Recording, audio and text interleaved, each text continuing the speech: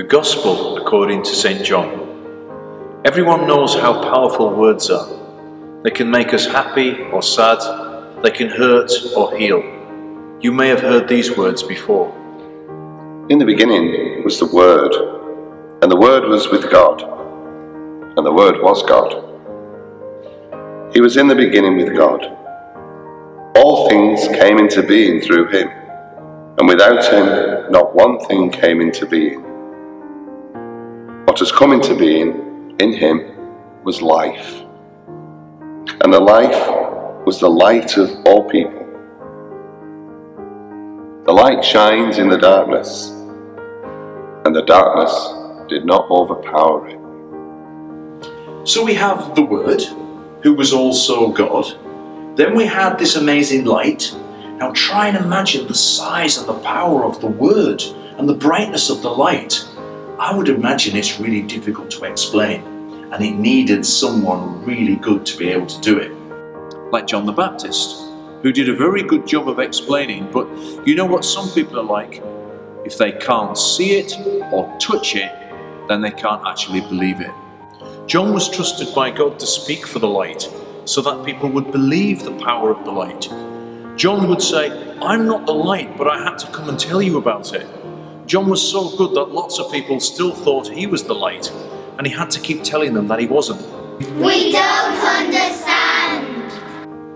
He told them that the Word was the true light, that made people understand things, and he was coming into the world. Even the world had been created by the light, didn't know it. This confused some people.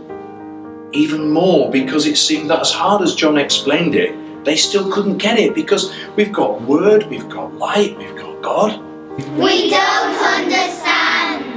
Poor old light, he'd created the world, and even his own people were like, "There's no way we're accepting you did all this, even with Word." But you see, the people who did believe him, they had the chance to become children of God. But there was still a lot of people who didn't get it. We don't understand. There was only one thing for it. God was going to have to make this Word and light into a person, so he could live amongst people, and he did. And people saw the Son of God and his glory and his grace, the light, the power of his Word.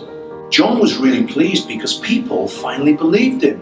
He said, "Look, this is the one I told you about. I said he comes after me. He's more important than me because he existed before me." We don't understand.